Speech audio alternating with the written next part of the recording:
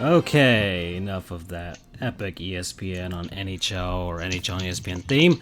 It's me, Francisco, joined by my one good buddy, Charles. Andrew is, if you've heard the show over the past few years, he's trying to slay the beast. Slay the beast right now. So he's got to go hone his skills, and it'll just be us today, which means it's gonna get wild. It's gonna get stupid. It's gonna get really stupid. Me and Charles are just talking about. All right, so actually, I want to start the show with this. So Andrew is finally deciding to be less of a white guy. I guess. I don't know. Not even less of a white guy. What Andrew decided to do is not be mid with his meals. Yes. So obviously, we had the last episode. We had the inquiry, the inquisition. I don't know what we would call it of his. No, the intervention. Yeah. By the way, we have to give one to Doug because he believes in the Dolphins again. I saw. Well, we'll talk about that accordingly. Yeah, there's sports sometimes on the show, ladies and gentlemen. Maybe there is. We're shocked, but there is. Yeah, but it's not just Charles and Francisco dicking around. Actually, this show is basically us dicking around. Oh, if you love stupidity, this is your show, because now we're a quarter of the season out. There is no real sports anymore. No. If we talk basketball, it's hating on trades and loving Jimmy Butler. Yes. Y'all are in for it.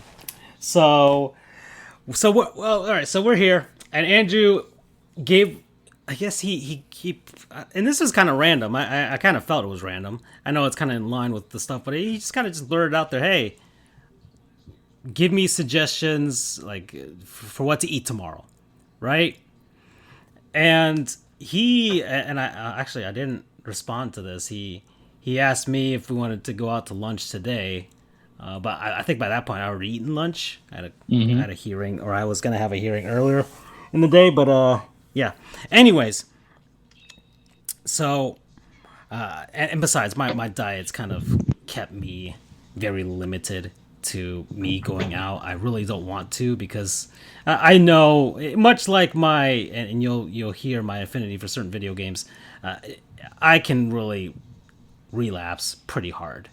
Yeah, you're a Kirby. We get you. So I'm afraid to actually take him places, because I know I could. I know I could take him places to eat some pretty tremendous meals, but I can't be his Latino food Sherpa for now, at least. Okay, I need to lose about 13 or so pounds before I can get there.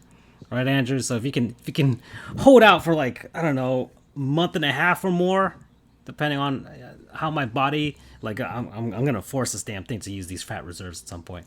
So there we go. Anyways, yeah, he posted that, and it's kind of funny. Me and Charles had similar ideas, but I ultimately I offered him a enchilada, right? I thought that was a nice solid, because what his exact words were. He wanted something that would make his taste buds explode, right? Mm-hmm. But he can't do spicy, so that literally is a conundrum. That's the thing. You have to. Enchiladas, I'm yeah, definitely can't do that. He doesn't do spicy, but I feel like it's not that he can't do spicy. I just feel like he needs to be weaned into it, right? Yeah. How am I gonna also ever advise this man to have an Argentinian steak with chimichurri? Exactly. The frites, man. It's slowly, because but surely. As much as Latinos season their meats and everything like that, there's the stuff that goes on top of it or on the side of it. There's stuff that can also enhance that already fantastic flavor. Yeah. We're enhancers. We're needle movers up in cooking. You go to a Mexican restaurant and get Mexican food. I mean, you got all the different type of picadillos and picantes that you can use, tomatillos, all that stuff that kind of helps with enhancing that flavor. It kind of gives it more of a kick than it already does have, And I feel like if he has to be willing to dive into that, right? It's much like like Asian food. Like Asian food, there's they've got their own level of spiciness as well. Thai food is hard, man. Yeah. Oh yeah. I'm Yeah. not playing. But you have to be able to wean yourself into it. Do you think he would do Indian food? Curry is too strong for me. I've got into. I've had certain Indian I don't think foods he's in at that level restaurants. yet. He's beginner, right? He I is mean, he's not even beginner.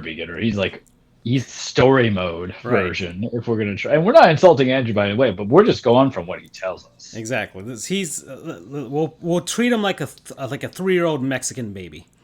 Yeah, sounds about right. By 3 years old, they're already starting to taste that spiciness already. But they got to ease their way into it. So we got to find a way to ease him into these other flavors that he's not going to get from regular old American food. Okay, this ain't your Tabasco sauce. Okay. Yeah, is Tabasco overrated? Can we Yeah. just say it? I think it is. I personally don't use it. I personally don't use it. There's so much more better options if you want kick, you want some heat. There's so many better options out there. If God, man, and there's this fantastic place at the Dolphin Mall.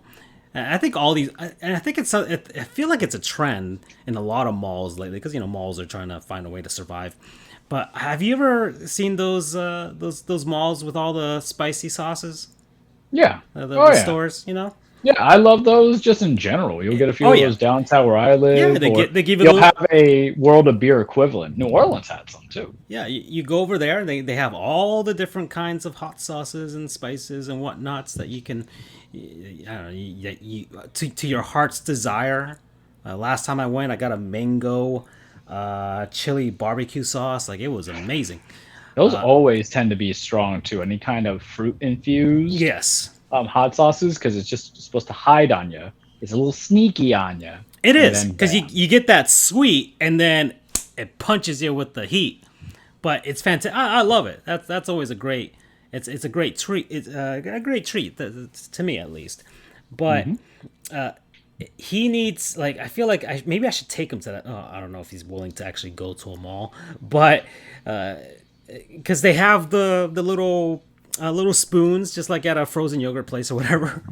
Yeah, you could try out the little franchise version of that would be like Tijuana Flats, where you could just pick your sauces, but they're not really readily accessible. So that's as cool as they are, I want to be able to buy it sometimes. I always have a bottle. And Cristal, really, we should just give Crystal or Crystal. I don't know what they call it. I call it Cristal, but it's the most neutral hot sauce for flavor. Mm-hmm. The most neutral hot sauce for flavor, without a shadow of a doubt. I would feel. Yeah. But food tastes better with hot sauce. You ever have just white rice? Disgusting. Terrible. Lived on that stuff. That's in our blood. Put some hot sauce on it. We're good. I mean, look, I can have white rice in very different forms, even by itself. I mean, my mom, my aunt over here that I live with, I mean, they make some pretty mean white rices that you don't need anything more with it, but yeah, you can have some stuff. Heck, I had. This is how sad my diet is, Charles. I was feeling a little saucy, and I was gonna go out on a Bumble date, whatever, on Saturday, and I was like, well, I can't. It's my cheat day, right? I can't go nuts with an entire pizza. I was gonna try Pizza Hut, but I couldn't with plans changed, and I was like, I can't go nuts. So you can't go to some person and be like, "Hey, baby, no one out pizzas the Hut," and be like coming in with 2 boxes in each hand. So I mean, look, there's some men and women who are about that, so we're not going to judge you. Oh no, we're not going to judge you. I am literally that person. Mm-hmm. But I'm also 32 and I don't care anymore. But it was like a dinner, so I'm like, well, for lunch I can't go ham. I literally cannot go ham.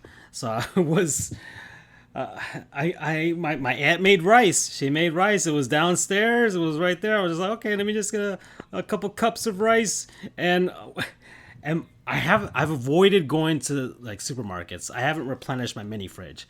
Usually it's stocked completely, but I can't. I have to fight the temptation in some sort of way.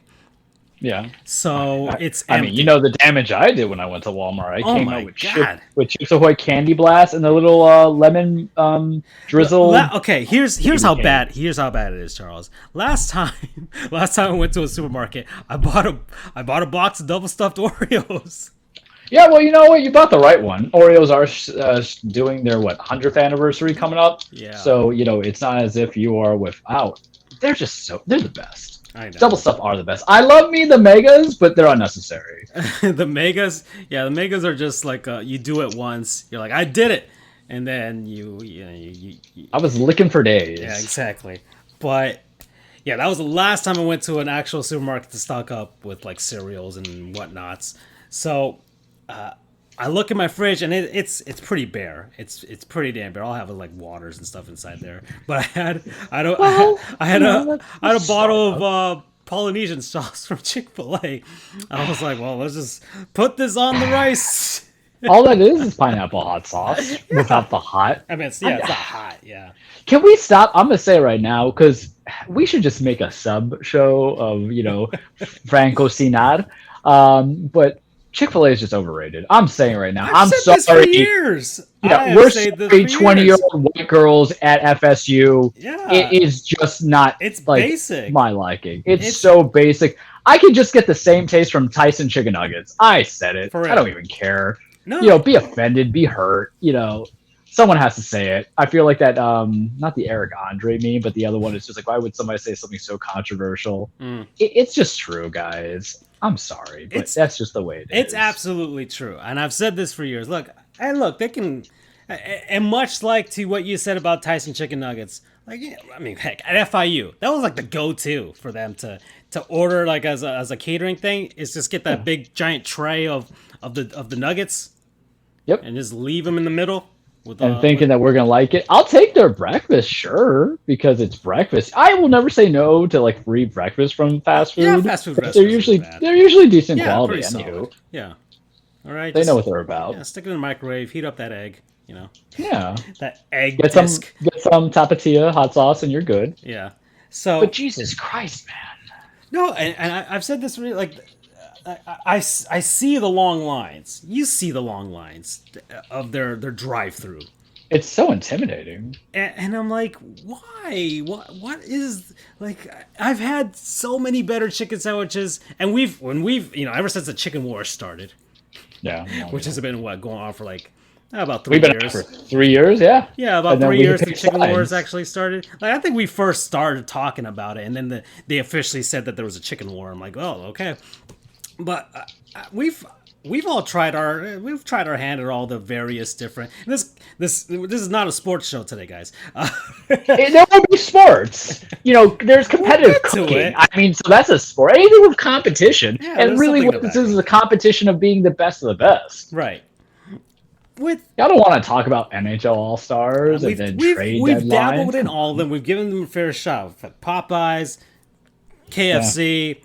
Yummy. Friggin' Zaxby's. Yeah. I've had, McDonald's, Burger King, Wendy's.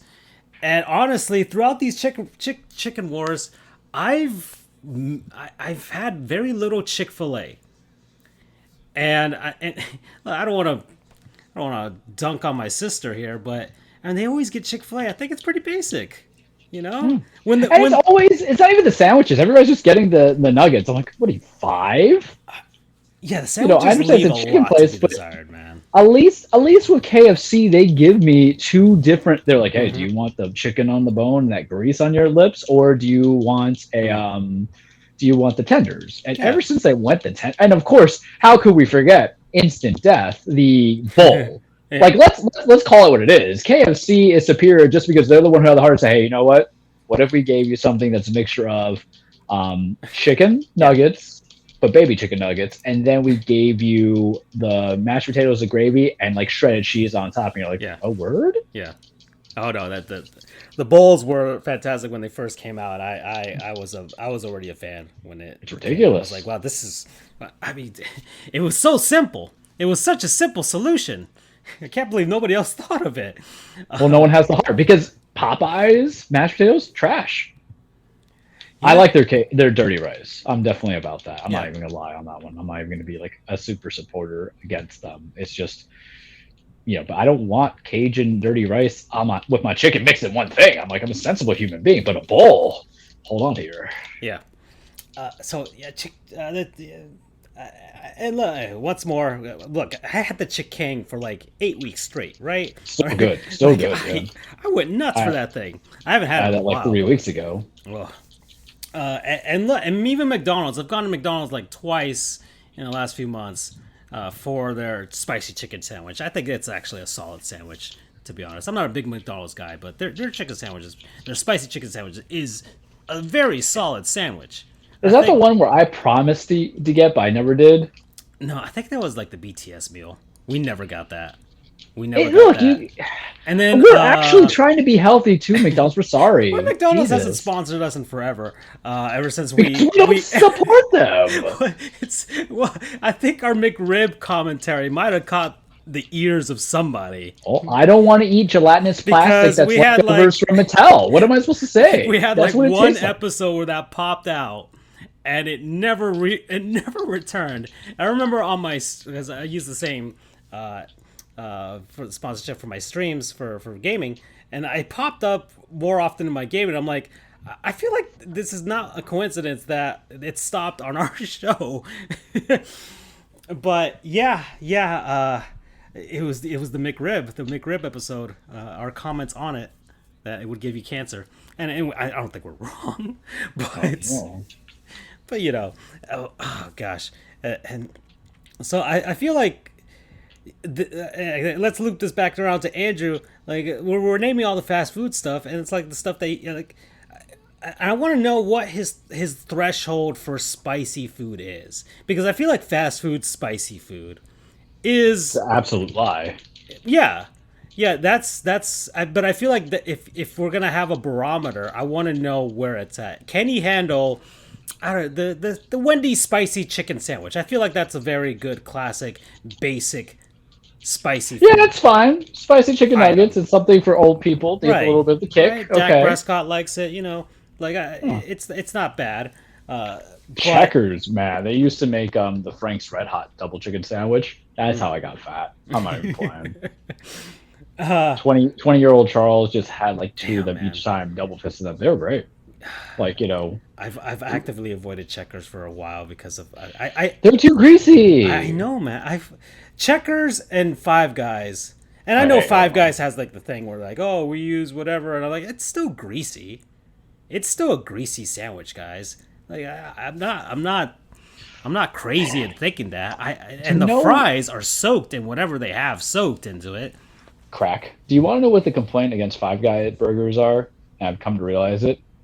Whatever condiments that you put on it is really unnecessary at the end of the day, because the burgers are greasy good enough, but they're still greasy enough to not warrant. Because I usually get my burgers with the hot sauce. Yeah, but it doesn't make sense. That umami takes over your tongue, and you can't really process anything else after that. Right? It's just not warranted, yeah. Mm-hmm. And that's on me. It's not me for whatever reason thinking that I need, because I'm so conditioned. I'm so conditioned to have additional stuff on my burger that isn't like ketchup or mustard, or I don't. Do you do mayonnaise on a burger? I'm not against it, depending what kind of burger it is. I do. I've had people who are like, "That's weird." I'm like, well, I mean, I don't try and actively put mayonnaise in a lot. I mean, because of the fattening.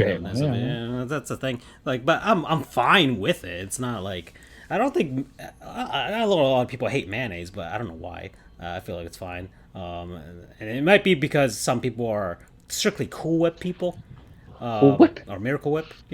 Like mayonnaise isn't bad. I'm not.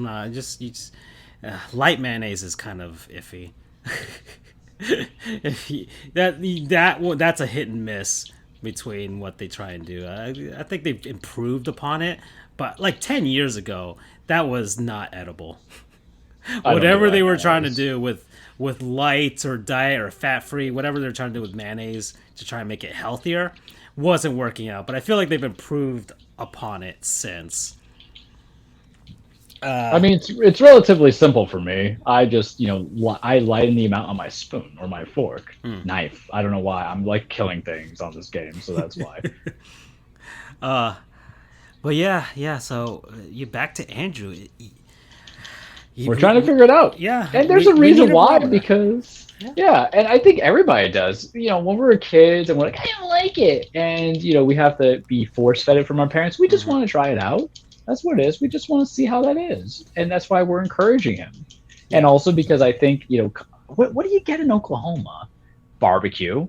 And then he lived in Orlando. What do you get? Sepsis, because Orlando's a trash city, and he's not here. So anytime Andrew's not here, we're just gonna crap on it. Free reign on Orlando. UCF. Free reign on Orlando. Tampa. Overrated. Smells bad. The water's bad. The Rays are moving to Montreal. Yeah, Orlando's just known for its high crack content, and drugs and. Disney's evil. Tourism, Disney's super evil. Universal's okay, but they don't put enough money to revamp the current, the past stuff, not the current stuff. I want to get into this, so because this kind of reminds me of something. So the Panthers posted today. Okay, we're in a little bit of sports stuff, but look, guys, sports. A little bit of it. We're gonna ease our way into the sports talk, but. The Panthers posted today, so I started Panthers historian, so I'm doing that. It's doing pretty okay. Follow him on the Twitter, Panthers historian, Charles the True, Deputy Well, actually, it's not literally Panthers historian, because whoever took Panthers history on Twitter got their account suspended forever. It was most likely a shitty Carolina Panthers fan, because that's probably I don't know what season, or some dude who's really into Panthers. Like a Joe Tiger dude or whatever. Yeah, something like that. So the account suspended, and I can't get the handle. And FLA Panthers was too long for so it's FLA Cats history. So that's the handle for that. Follow him on the Twitter. Anyways, so the Panthers posted that they were gonna have a Star Wars night, and every professional sports team does this. But look. I'm not a Star Wars guy. I've seen the movies. I've seen them. Like I can get why people like them. My best friend from Florida State was. Wow, these guys are not on the face-off circle. I don't know why that is in the emulated game in the background here. But like my best friend was a fanatical Star Wars fan. Remember him getting this Force Unleashed back on the PS3 way back when we were roommates. But I can't get into. It's not even like before. It was niche, right? It was just the nerds who followed it, right? Before the I guess before the no, but okay.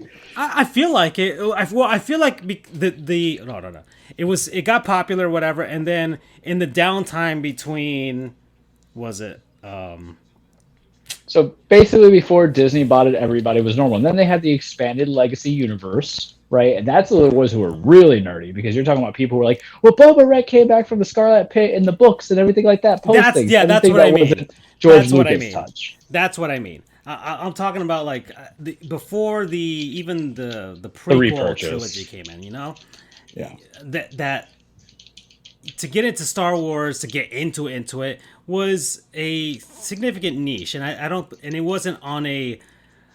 It was mainstream, but it wasn't on such it's a different kind of mainstream. Exactly. It wasn't permeated throughout society especially with these sports teams, right? Mm-hmm. These theme nights. I get a theme night, minor league teams doing that stuff, right? But not shouldn't be a professional sports team. Yeah, not major league sports of any sort. But since I would say since Disney got it for sure. Anytime that someone said May the 4th. Oh yeah, probably when that started. What it is, yeah. Probably which when was, that what, started. 10 years ago. Yeah. Whenever Twitter became a thing and then Facebook started blowing up, like that was because they're in the MySpace days. I don't even think that was a thing. Yep. But I'm sick of it, man. It's such a normie thing now. I love you so much right now. Between the last 2 days, that if I had a child, I would name it Francisco. Like it's such a normie ass thing. Like Star Wars isn't a nerdy thing no more. I think it's a normie thing now. I think Star Wars is like ultimate hate culture and toxic culture for anybody Yeah. who doesn't like Star Wars. It basically became communist agenda. I'm just saying right now. Let's compare it to the other nerdy things that are out there. So I would compare like Star Wars with you got Star Trek, which I think I is couldn't get into Star Trek. Yeah, but I feel like that's more of a like That's actually more nerdy, I think, because not everybody. Exactly. You don't have Disney buying billions of dollars for Star Trek. right. It's just Paramount trying, man. They're trying hard. They're trying. They're trying. We'll see. They got Halo coming up now. Ugh. And people got mad because Cortana's not blue and naked. Yeah. Oh, God. Why do they do this to me? Yeah. So, Star Trek, yeah, I feel like there's a level. Andrew's a Star Trek fan, but I feel like that's on a different. That's nerdy. That's a nerdy thing. You got niche. You got because all I know is Klingon and Vulcan. Yeah. Lord of the Rings. You got Lord of the Rings. I think that's the next. You got a next Lord one. of the Rings hit that cross-stream media, but part of it was forcibly rammed down your throat because of the Academy Awards, where they're just like, oh yeah, we're going to give Return of the King all these things. And when you watch Return of the King, it's like, okay, is it good? Because I think they wanted to transcend. They wanted films to be I feel like I feel like the Two Towers is the one that was most deserving of it. The best picture, but they were like, I forgot what movie was, like Chicago or something, like that won that Academy Award. And then I don't even think Two Towers is nominated, right? I would think, I don't know. Either way, I feel like they were willing to. I think they probably would have been like, well, man, Two Towers, but there's still one more movie, so we'll just give it to them as an overall award for the entire trilogy. See, and like with Lord of the Rings, it's two different things. Because there's people who've never read the books, and it's just strictly the movies and the games and the medium. Me. Mm-hmm. And then there's people who've read the books and then love the movies. And there's people who read the books and are like, the movies or whatever. Then there are changes. I tried to read the books. They're boring. And maybe it's because of the time I tried to read them. I was like 14. I read The Hobbit. And then, I can literally feel, and I don't think I've ever was going to say this in my life, especially if it was going to be on broadcast, but I could literally feel I could just hear the sounds of J.R.R. Tolkien as he's writing this stuff, just kind of unzipping himself, going, "Oh, what a great idea with the Shire!" Because it is very like aggrandizing. It's not even just that. It's just kind of like, I don't want to say it's pompous, but it's adulation. It's self-adulation at its finest.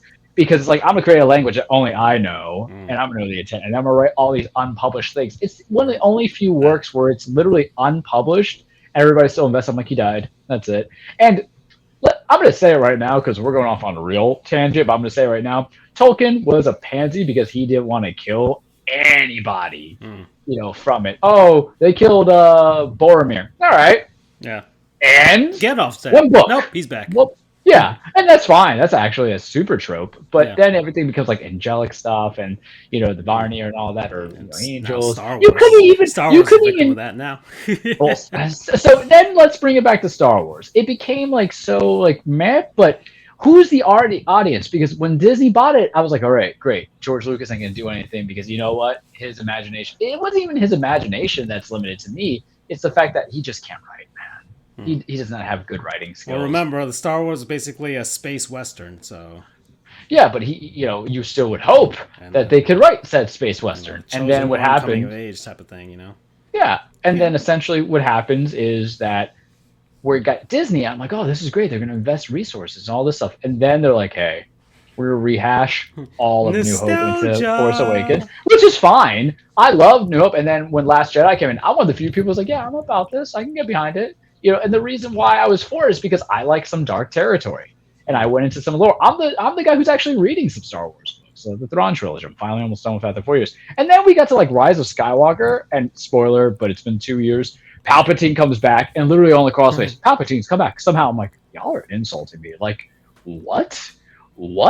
That's like asking me for a second date when you made me pay for the bill. How dare you, sir? Yeah, it's just not good. It's trash. Yeah. And in modern day stuff, you have Lord of the Rings. Harry Potter's another one too. They were too afraid to come up with some other threat to, I don't know.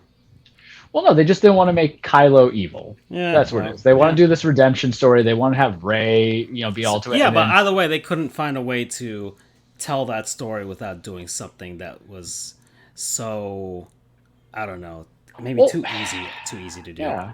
And Like, everything wasn't structured. it's And the problem is they pimped it out so much that I don't care about it. I haven't watched any of their shows. I don't care about the Mando. I don't care about Book of Boba Fett. Yes, I want the Kenobi show, but they're probably going to ruin it, so it doesn't matter to me. Like, I know what I'm getting. It's basically just eating. It's basically being poor and knowing I have to eat ramen, kids. Like, that's essentially what we know we're getting ourselves into. And they're going to do more. They're going to do a and you know what's weird, out the prequel stuff, me and my friends talk about it because I love my friends. They're really into the Star Wars stuff. I have a few of them that do, you know, the cosplay, you know, 501s with 501st, you know, doing their shout outs. And then other people doing that stuff where they'll read the Legacy or Expanded Universe edition. But it is very niche. And then we get into these groups of arguments where we're feeling that nostalgic in that old age about what is good, what is bad. And they just want to be like, oh, this movie's trash or that movie's trash. But, you know, we find ourselves having that argument. We're like, oh, you know, Solo wasn't really bad. It was cookie cutter, but this thing comes in. And then we have Rogue One, which I like the most because Rogue One doesn't make me feel stupid. I don't know.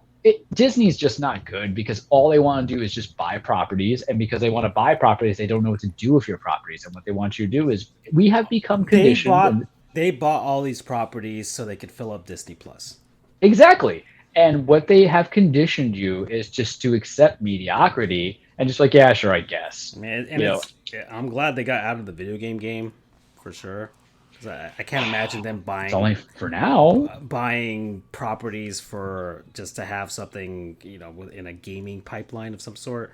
And heck, we're experiencing that now with Microsoft and Sony and whatever they're buying up stuff. Well, the thing with Disney is they want to be like, that's cool.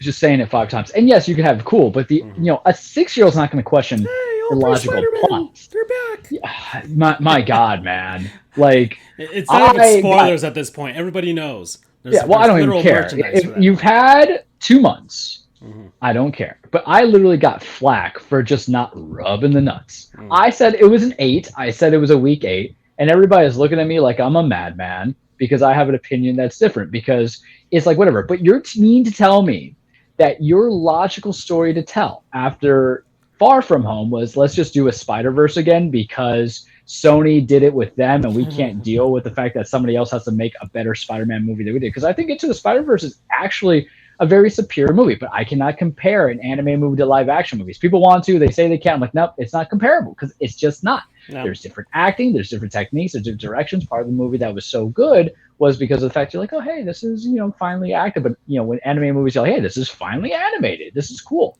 You can't get that there. But seriously, yes, there are emotional depths. There's some things that are pretty decent, all this other stuff. But I'm still not going to shy away. I can have a good time and still criticize it. And that's the problem with, you know, the media world and going to Disney is that if you enjoy it, you feel that you can't talk crap about it. It's either you like it completely or you hate it completely.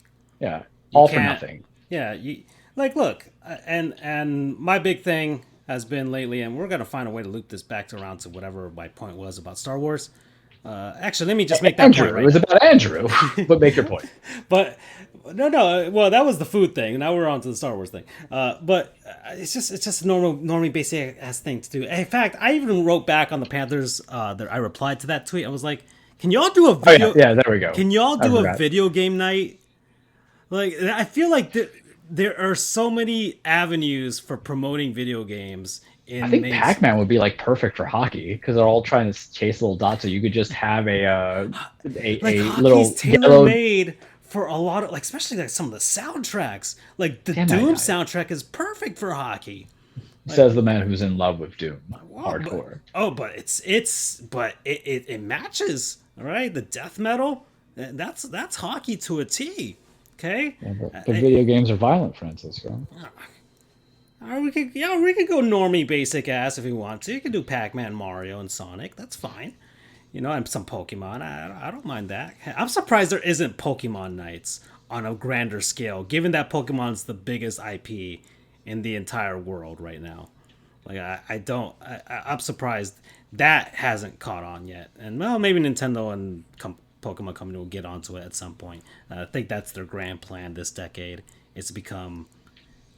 Like, well, they're going to have Pokemon Land, right, or something like that? Well, Nintendo Land's already opened up in Japan at Universal, and they're going to have Which just intrigues me so much, because I feel like I don't need it, but I think that's cooler to me, because a lot of Nintendo stuff is very voiceless and not animated. It really contained to little cuteness in there versus Disney. Like I can't get. I know the kid dressed as Peter Pan is not Peter Pan. I know the person dressed as Chewbacca is just some person who's trying to get to Juilliard, and instead of just trying to date her way or his way to the top, they're like stuck with just having to deal with some whiny kid who's like, "Oh, come look at me, Spider-Man," that stuff. So those people don't get paid enough. Disney's it's a child slave. Yeah, that's what it is. So free Coney or whatever it was. So what was it? Coney 2012, right? Coney 2012. Yeah. Jackin' in San Diego. Jackin' it. Oh my God, I love that song. What was it? So yeah. Just let's expand our horizons there. All right. There's the nerd spectrum goes beyond Star Wars. I'm surprised there hasn't been Harry Potter nights and all that sort of stuff. Okay. All right. What was it? Well, the Harry Potter controversy always like, that encourages witchcraft. I'm like, not in South Florida. Yeah. That's the tamest stuff. If you see like a rooster on the road, that's game over. Where was I? Oh yeah. So I guess we could talk about sports. Let me see what's going on. Yeah. Well, rest in peace to Gerald Williams, our Lord and Savior. Derek Jeter's mourning today. That was depressing. I didn't really know that that guy was one of his best friends. I didn't know it was that deep. Nor did I. And then I went down the deep dive on lunch about it. And I'm like, oh, that's depressing. I mean, from what the story was, is that they became friends in the minor leagues, and some other minor leaguer was like, I don't know, getting on Jeter about something, just bullying him in the locker room, and then Gerald Williams stepped up and was like, hey, you keep this going. Imagine being the guy who bullied Derek Jeter professionally. Yeah. And they didn't name names. I'm pretty sure whoever it was probably didn't make it. But yeah, you imagine that's massive karma on a grand scale. If you were whoever that minor leaguer was back in the day. So yeah, that happened today. Yeah, like a fight with cancer that's been going on for several years. Yeah, it's very depressing though. It's because I'm not feeling my mortality yet. I don't think I'll make it to 50. I'm just going to say on the show, I'm not doing it to be egregious. It's just life happens. I'd rather be like, hey, I'll go at 50 than I will go at like 80. But, he was only like 55. Yeah. Yeah. So you're like, damn. Yeah. I think they had a photo of him with the other Yankees crew. I don't know if that was at Mariano's induction ceremony. I'm not sure, but they were there. So I got kind of scared because I saw Williams and, I thought about Bernie immediately. Yeah. And I was just like, no! And then I had to take a moment because I don't really remember Gerald too much. It's different times. I mean, he was the 96 team, right? Yeah. Yeah, and I was a little itty bitty baby. It happens. But I was a little bit almost distraught thinking it was Bernie. And he was on the Marlins 03 squad. He didn't play much, but he was on the he was there in the dugout and everything when they won at Yankee Stadium. So he was part of that. So he got 2 rings. So there's that, and I don't want to do a player remember forget on him because I feel like it'd be very discourteous. Given the stuff. But there is a player I want to do one for today, Charles, and it's because I was watching a video on YouTube. I watch my sports stuff, and I felt like don't be like me who sends you other stuff. That's just insulting. Oh my God, and we might even talk about that because my God, and we talked about it a little bit already. But so player remember forget today, Charles. It's Brandon Moore. Yes, if it's the one I'm thinking of. So Brandon Moore, everybody, offensive guard, went to Illinois, was undrafted, played his entire NFL career with the New York Jets from 2003 to 2012. Played in NFL Europe too. Played in the Arena Football League. Made the Pro Bowl in 2011. But I think he's most famous now for being the butt of the infamous butt fumble. Yep. Which when I was researching this, because I watched the video about the New York Jets, it was basically like, why are the New York Jets so terrible? And the butt fumble came up, and I was like, man, because everybody knows who the quarterback was. It was Mark Sanchez, who ran into the butt. But who was the butt in the butt fumble? Well, thankfully, there's plenty of video evidence of it, and there is literally a Wikipedia article about it. which, oh man, there's a lot of horrible things in this world, but did he give a new definition for tapping there's that somebody ass? who's having a really bad day, and maybe they go on Wikipedia every day and they just hit random article and learn about things. We're those people. All the knowledge of humanity in one website, and they hit random article, and today's lesson is the butt fumble. So I just wanted to remember him before this. 49-19. It was on Monday night, so everybody was watching it, or was it Sunday Night Football? I think it was a Sunday Night Football game. Yeah, because it was NBC. Sunday Night Football game. Like it's great. The Wikipedia article does a pretty good job of highlighting the history of it before the butt fumble happened, the actual butt fumble play, and the aftermath of the butt fumble. There's even a post-mortem. I mean, it killed Mark Sanchez's career. Like, for some reason, everybody said, "Oh, this quarterback who went to the AFC Championship twice with us could not be tolerable anymore because of the fact that, he landed another man's ass." So, the butt fumble is just a fantastic moment in NFL history. And Brandon Moore will, I don't know let me see what's he doing now. Gosh, I don't see anything about what he's doing today in his life. He's doing squats. That's what he's doing. He's gonna make his comeback. But whatever he's doing out there, he's 41. If he has a chance of getting back into the NFL as a coach or an executive or something of that sort, I would hope that one day he wins the Super Bowl and is the only member of this infamous moment from the New York Jets to have a ring afterwards, because it seems like everybody who was involved with that was on the New York Jets probably does not have a Super Bowl ring. I haven't looked that up. Maybe there's one guy who was like on a practice squad or something, but I have no idea. I don't think so. Yeah, I doubt it's very Darrelle doubtful. Revis? It has to be Revis because remember he went to the Pats and then he won his Super Bowl that one year and came back, or was he with the Buccaneers when the butt fumble happened? What season was the butt fumble? Let's look up Darrelle Revis. Darrelle Revis, it's a cornerback. And butt fumbles in 2012. Yeah, he was on the New York Jets. So, yeah, There we go. Charles, you got it. All right. Yeah. Oh, we actually know things. Look at that. So, he got his ring. He got his ring after the butt fumble. So, there's one guy that was... he wasn't on the field. He was a cornerback, so he wasn't on the field during the play. He was on the sidelines, but he witnessed it in some sort of way. How do you think those players felt when they saw their own quarterback, the guy who had been in the league for 3-4 years, just like running? He ran into it like a person runs away from a snake, coming into it. He just ran right into that ass. It was like, whew. And he went down too. Like, Brandon Moore's ass must be like a Mike Tyson haymaker. Yeah. Must be. I love urinating Tree every time he does a sports ball thing. He always has that clip of the butt fumble, and he always pairs it with the sound effect from Mario Brothers when the Koopa shell hits a wall. Yeah, like that sound. That's great.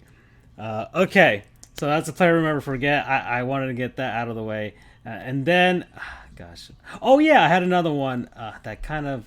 I had a theme, but I wasn't able to do it before last time. So I'm not sure if, let's see how I can do this. How can I do this? Because it was a theme. I like doing my themes every once in a while. So let's go with, yes. Okay, here we go. So I'm going to go with, damn it. Where's the damn thing? I put these in order, and I never seem to get this right. There it is. I think the theme has been nonsense for today. Uncultured swine. So we're learning about international. We're actually getting real stuff in here. Yeah, this is stuff I had saved, and we just never got to. So, uncultured swine. I'm gonna go with. We're going up to Canada. We're doing the Calgary Stampeders. So Calgary Stampeders, they play in the Canadian Football League. They play over at McMahon Stadium, but not that McMahon, Charles. Not the Devil McMahon. Yeah, different McMahon. Calgary, Alberta. Been a team since 1945. They've played at McMahon Stadium since 1960. Holds about 35,400 people. Was the Winter Olympic Stadium. We'll get to the Winter Olympics at some point. Because not much, because I haven't watched anything. Not even the hockey stuff, to be honest. And it kind of sucks because the NHL players didn't go. So that kind of took out my enthusiasm for watching the stuff. But look, Olympics don't mean anything. I know. Damn. But for hockey, it does. For hockey, listen, back in the day when there was a village to not be slaughtered, they play hard. Now it's just like, oh, hey, get some sponsorship. You don't even get any kind of absolution from debt. Imagine that. Wouldn't that want to make people like, oh, hey, you owe China that much money? Win. We got you. So, the 1988 was the Winter Olympic Stadium. So basically just the opening closing ceremonies. They're also the home of a very cool sounding sports team, the Calgary Dinos, who are part of the U Sports, which is like the Canadian NCAA football. So, Dinos. I don't know why there aren't more dinosaur themed mascots out there. So, I mean, if the Washington Commanders had been cool, they would have gone with the dinosaur theme. I don't know. Calgary Colts. Yeah, but there are no Serbians in football. Calgary Colts, who play in the Canadian Junior Football League. They were also host Calgary Boomers of the North American Soccer League back in '81. They've hosted 5 Grey Cups at the stadium, 2 CFL All-Star games, the Heritage Classic, which is the NHL's Canadian outdoor game between Calgary and Montreal. And they've had concerts there, music festivals, Ozzy Osbourne, all that stuff there. And right now they're proposing to make kind of like a dual, double stadium with the Calgary Flames, because I think it's the same ownership group as the Flames hockey, to have like a dual facility that's both a hockey arena on one side and a football stadium on the other, which looks interesting from the things, but I don't know. Calgary's had a hard time trying to approve a new stadium for especially the hockey team. We'll see. And that's the Stampeders. Notable. Look, I didn't know this, that Canada has, and look at the xenophobia of Canadians here. They have a most outstanding Canadian award for the best Canadian native / naturalized citizen that plays in the CFL. So you can have a guy win. You can have a guy win an MVP. Yeah, you can have a guy win an MVP, but in case he's not Canadian, they have their own little separate Canadian MVP for just them, which that's xenophobia. That's what I'm calling it. It is. Okay, Canada, right? I've kept an eye on Canada, Charles, all these years. Okay, you bring the pain to them. They're not as polite as you think they are. Especially what's going on in Ottawa lately. Ooh, Canadian politics, baby. All right. They've got 8 Grey Cups. Their last one was in 2018. And here are their notable alumni. I only got 2 here. You got Doug Flutie. So there's a big one. And the next guy that I want to talk about. Here we go, Charles. You could say he's a player to remember to forget, but he's also a Gottlieb goon. It's Jeff Garcia. You're welcome. All right, everybody. It took a while. We're sorry. We're late on this, but whatever. Everybody, he lost the internet for like a day or so.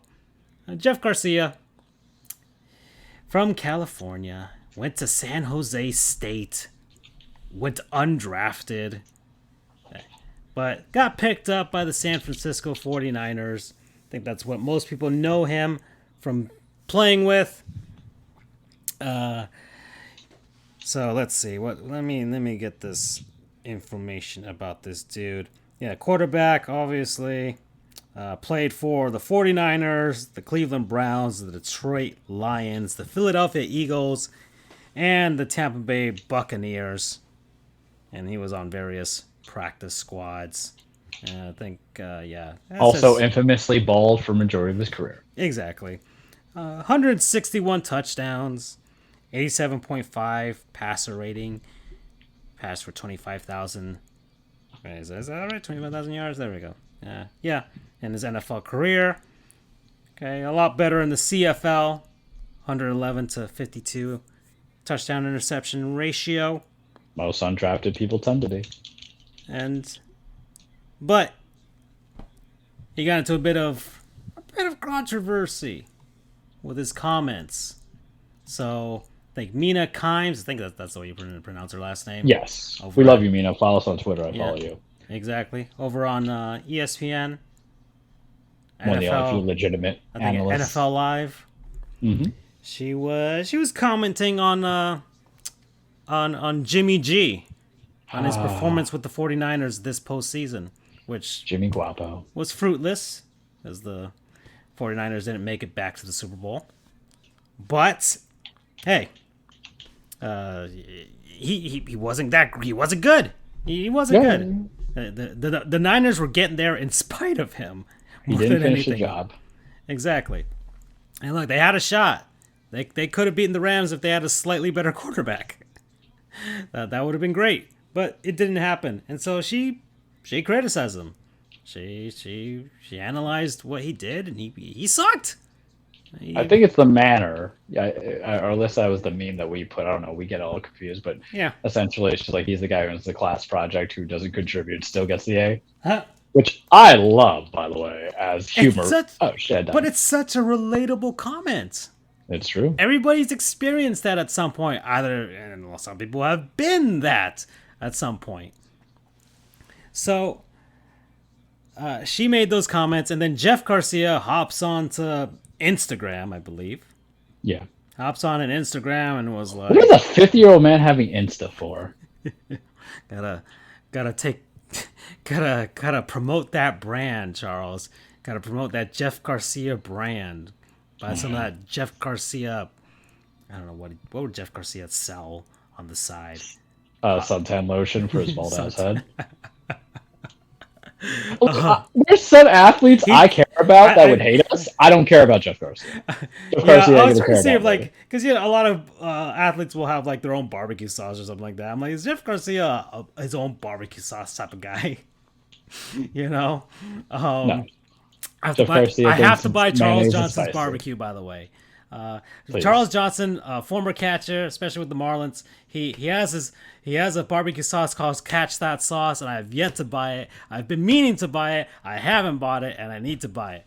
So, and Dontrell Willis, I think, sells the rolls that you can put tobacco in it, but you can put your weed in it too over in California. So I might have to buy that just to have some Dontrell stuff because I love Dontrell. I don't care what he's selling. Anyways, yeah, Jeff Garcia went on over Twitter and then or Instagram and said some things, Charles. You've never thrown an NFL pass. Yeah. That's like some emo kid being like, you don't know what real heartbreak is. I loved you, bro. So Jeff Garcia. Boy, he is not going to follow us on the Twitter. No, but I think he's disappeared from social media for quite a bit now. Well, because he got turned out to be, proven wrong. So Jeff Garcia. Here's the comments. Who the hell? And I'm not going to do this in my Sonic voice. I wish I could. Who the hell is Mina Kimes, and when is the last time she threw a touchdown pass in a game? Never, and all caps with exclamation points, never ever has she taken a snap or can truly understand the ability, the mindset, the physical and mental toughness that it takes to play the QB position or any position in the NFL. The fact that there are people out there given a platform to talk about something that they have never done is hilarious. And that's how you have to look at her. She's a joke. Laughing while crying emoji. So let's just laugh at her and support Jimmy. Root on our Niners to go out and beat the living fuck out of one more team. That's what it takes. She will never know that feeling. Can I get an amen? Peace. Which is kind of funny because Jeff Garcia never knew that feeling. Because, you know, Jimmy G has taken the Niners to the Super Bowl in the past. So, but yeah, peace also with the peace emoji too, the 2 fingers up. I like how people say peace, like peace on earth, and they just come across as like an utter dick. Yeah. So that's Jeff Garcia. He said these things, and then people, and of course, people naturally implied that he was being sexist with it. Well, he is. And once again, it's an he didn't mention anything about her gender or anything like that, but it's implied, like I said. But it's an individual tact, too. You know, that's the thing with much people like need to Always realize. Sunny. Right? It's the implication. Yeah, because it's not like he's going and saying all you people need to understand that, you know, you've never. If he went and said like how I attack the Twitter masses, which I do, and I say y'all ain't tough, you know, but he's not going as so far to say those things. He's going and how many directly go to her. And how many other guys that are out there that you've seen on ESPN throughout the years, even after Jeff Garcia retired, are commenting on these games and being hypercritical or whatever, that also never took a snap. I'm still trying to figure out how Dan Orlovsky, who was most famous in his career for the safety, yes, you know, is on a spot. Is it because he's handsome? I think Jeff Garcia is just taking offense to Jimmy G because they had the same initials. I feel like Dan Orlovsky, he's owned that moment though. Yeah. He looks at that, he laughs at it. Like people ask, and he knows people are gonna ask him about that for the rest of his life, right? Much like probably Mark Sanchez with the butt fumble. I don't know if people go up to Brandon Moore is like you're the butt, you know, but there's plenty of people out there that gosh man, there's a bunch of people who've been analysts. I mean, Trent Dilfer, he ain't no Steve Young. I know, but damn it, man, he got a ring. That's the thing. That's the one thing that kind of like he can just kind of be like, I got a ring, you know, but on the backs of Ray Lewis and all those other guys. Everybody else. Yeah. I just kind of always feel like an analyst should be people who actually bring credibility to the job. But mind you, I also forget one other thing though. Just because you're bad in the pros doesn't mean that you're a bad quarterback, because your body of work as a college athlete led you to get in there too. And I forget that. Yeah. You know, some talent might have been there to lead you there. But it's just. But it just seemed, it was kind of ridiculous for him to go in that over the top with his thing, you know? Well, this is also what kind of bothers me a little bit about it. You didn't retire with that team. Your career is not defined fully on that team. Okay, so what's this attachment that you have? You went to the playoffs with the Buccaneers as well. Yeah. And the Eagles. The Eagles are really why you had that resurgence in your career. He went to 4 Pro Bowls, including one with 2007. Yeah, with the Bucs. Yeah, so. I remember because my buddy used to be a huge Buccaneers fan. All right, so he's from, let me see, Gilroy, California. So I think he's probably been a Niners fan since he was a kid. That's what that it's just weird. Like when you fire me from my job, I don't support you. You know what I mean? This looks like a little bit like a little no-cal area preference. Yeah, it seems like he grew up with the Niners. Of course, he played for them. He went to San Jose State. That seems to be there's probably he was being a whiny fan more than anything else. And you made that comment. You just made that comment. So I think that's where it's mostly coming from. And he's I guess one of the lucky enough to have played in the NFL to add that sort of, to make it seem like he's more credible by saying he's never taken a snap But it's still ridiculous. It's still funny. So yeah, It's quarterback that's a couch. good. Jeff Garcia, goon. That's a good. All right, so next one, and this is obviously not going to play well with the potential growth of this show. My is I mean, we're literally burning bridges in this episode. So it don't even matter. is the government of China again. So we're back, everybody. For the Olympics and the conditions and just the ridiculousness that there's an Olympic Games being held in Beijing. Because I don't think of Beijing, China as a winter destination for people. And I don't know I if didn't even know Beijing was where we're playing the Olympics because there's no sense to have the Olympics. So I don't know if you saw this, Charles. The picture that you sent me? Of the So and I'm gonna post this on the video version of this. So is this the ski jumping or whatever competition at the Olympic Games? And somebody put Godzilla next to this Well, it's not accurate. Godzilla and I think baby Godzilla here. there we go. I think that's Heisei era Godzilla there. Anyways, there's some nerdiness coming out from me. Yeah, so the women's big air freestyle skiing competition. In most other Olympic cities, this would be taking place on a natural mountain of some sort with snow and things like that. But I don't think snow falls in China because of all the damn pollution that's there. I was going to say nuclear winter. I feel like the greenhouse effect has greatly affected the place. So everything seems to be artificial. I feel like this is China's way of saying we can artificially create any sort of thing that we want. Well, they don't have the space because they place the Winter Olympic skiing competition next to a nuclear power plant, and even had one of the stacks, the smokestacks there with the Olympic logo on the side. It's. I think this is the antithesis of the Olympic spirit for the Winter Olympics, especially because all of these competitions are usually outdoors in the elements. Like this, the Summer Olympics is all about whatever arenas and stadiums. Like the few are very outdoorsy, aside from like any biking or those triathlons or the marathon competitions and whatnots, and the rowing stuff. But aside from that, everything else is like at an arena or a stadium of some sort. But here, like this is ridiculous.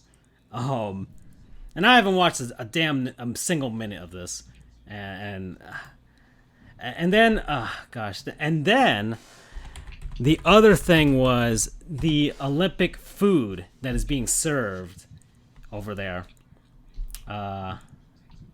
Growth hormones? No.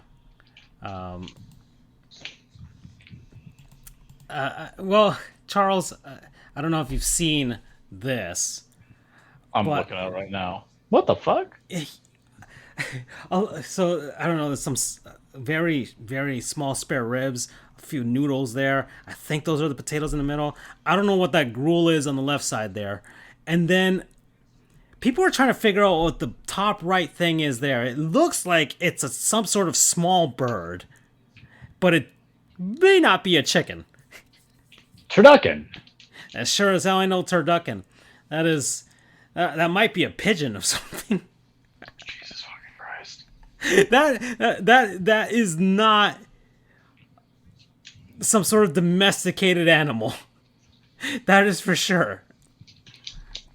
So that's just an image of the food that's being served over there, and it's bad. I mean, even here, this mountain here, they've artificially put fake snow because it's not snowing there. It's not cold. And Russia had the Winter Olympics in Sochi, and they had to kind of improvise a lot of things, but it was still in Russia.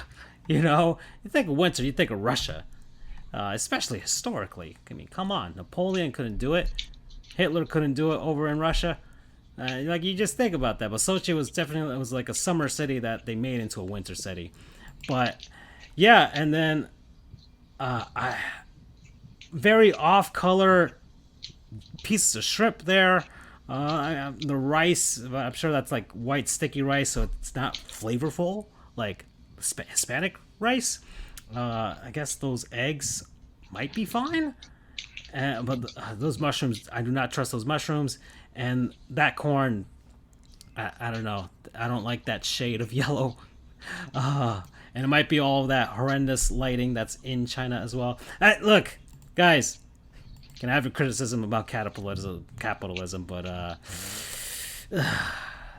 things aren't going well in China for these athletes. So, I'm sure the U.S. is fine with their stuff. I'm sure they're pumping in their own meals of some sort. But yeah, hey, we're on a list. I understand we're on a list. We're not going to get canceled though. It's okay. We stand with South Park. We're on a list, and whoever in China is listening to this, thank you for listening to us. Thank you. Well, obviously that important. Thank you, and start making plans to escape the country, because I feel like we ain't going to China. yeah. So, and we have been listened to in China. I have proof of it. So, yeah. Oh man, where are we now? All right, Charles, let's do our middle segment. All right.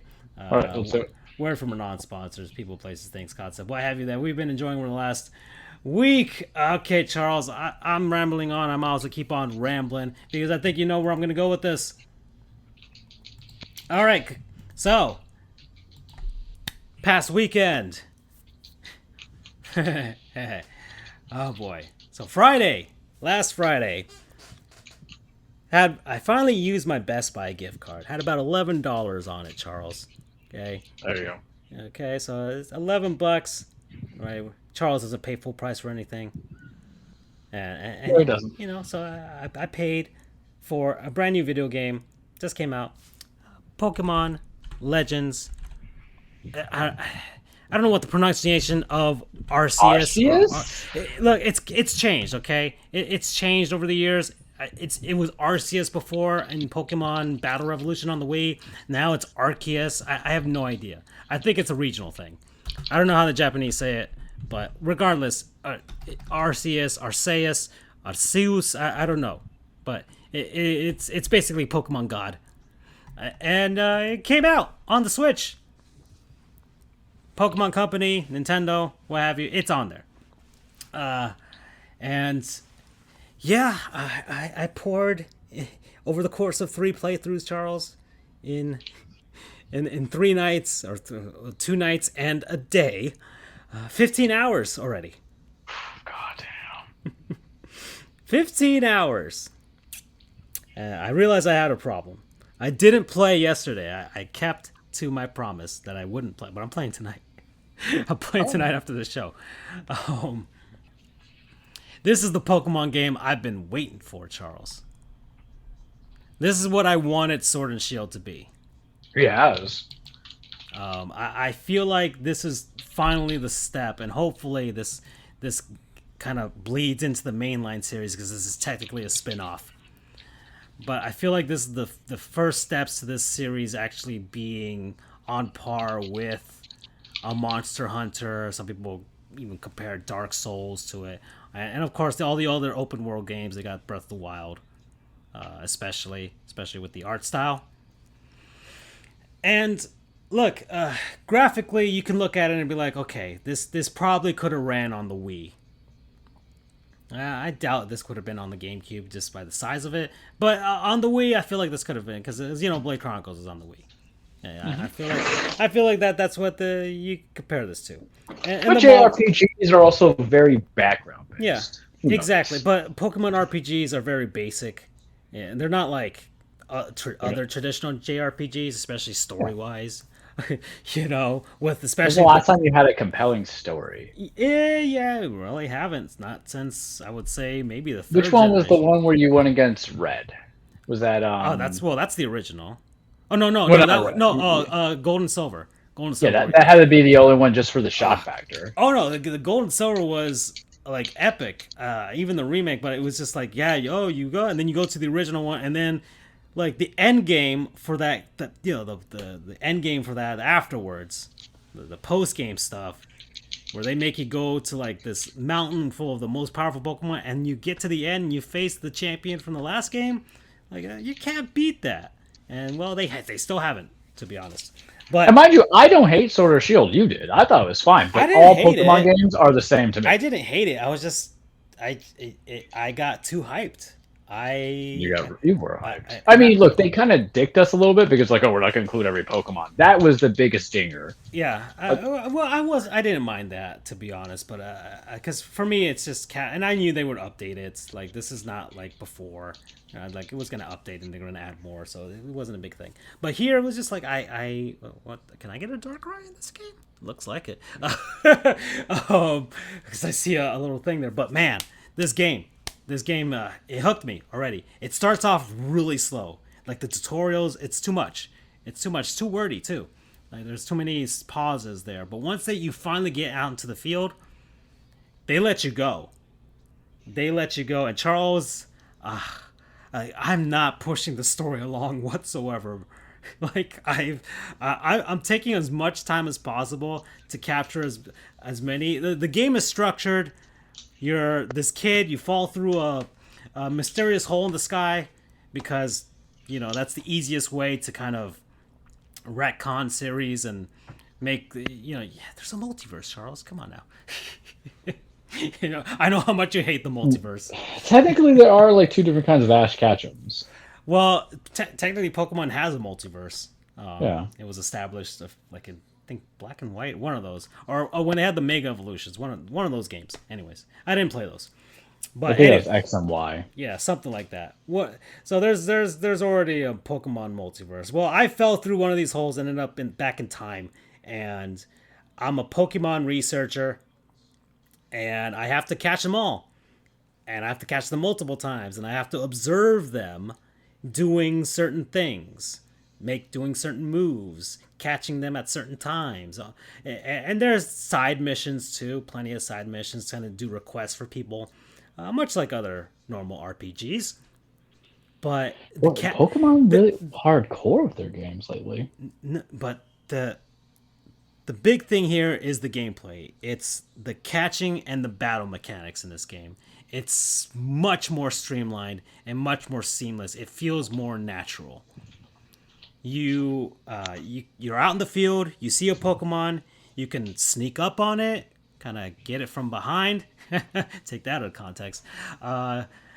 Rule 34, plenty of that for Pokemon if you want it. So you could do that and capture them from behind and just throw a Pokeball at them and see if you can get them. Or you can choose to battle them. Or they'll see you, get pissed off at you, and choose to battle you regardless. Like there's different ways that you can do this. You can dodge out of the way because Pokemon can hurt you, the actual person, in this game, which is also a new change. That before, like you really couldn't get hit by anything, but here you can actually not die, but get knocked out by Pokemon. You, the trainer, and just that alone changes everything. You can choose to battle some. You may have to battle some. And even the battling is more seamless. It's not like, oh, the whole entire game stops. You have an introduction where the Pokemon, oh, this Pokemon appeared, and then you throw out yours, and then you sit there and wait and choose the moves. Here, it's a lot faster, and you don't have all those like, cutscenes and wipes and everything to get in and out of stuff. It's all in the world. So. And that just got me, man. I am addicted to it. It kind of keeps you going. You don't stop and start. You just keep going. And I recommend this to people, especially if you want something new from Pokemon. And I think it's not like basic starter Pokemon, which is like Let's Go, Eevee, and Pikachu. But I think it's probably... If you don't want to get into the whole deep dive of the regular Pokemon series, which is like battling and That's the main thing for the regular ones, to actually battle and get better and train your team and do all that. Especially the advanced analytics stuff of Pokemon. I can't get into that. But here, this gets into. I love catching them. That's my thing. So yeah. Promo code. I have a problem. He does. He does. I really do. Yeah, it's expected. That'll be like a holiday game for me. Come like next Christmas or something. It's a good. I think this is a good show game as well. You can mindlessly just do stuff. Well, the thing is, I would probably make this more non-show for the sole reason that it's been forever since I've had a game that I want a Pokemon game that I want to hear the background noise and the animals, because you don't get that per se with. Yeah, and remember, it's not so deep where but they do have some elements where you. But you know what I mean. I want the aesthetics. I want the atmosphere. Yeah, exactly. You do have some elements where you can like listen for a certain Pokemon. And you're like, oh shit, where did I hear that from? You know. Yeah. Whereas you could be like me, who's dying multiple times at Bayonetta, but wondering if it's because I'm trash or is it because of the fact that I'm not all in on a thing that really does require you to be all in half the time. Yeah. But no, it's going to be there. I typically get Pokemon games. They're the best thing to play while I'm listening to audiobooks. Actually, you can do your shooters, but it's so chill. I was while I was playing this, I was catching up on Archer. Now I finally finished it, and the last episode of the last season really got to me. Rest in peace, Jessica Walters. Oh God.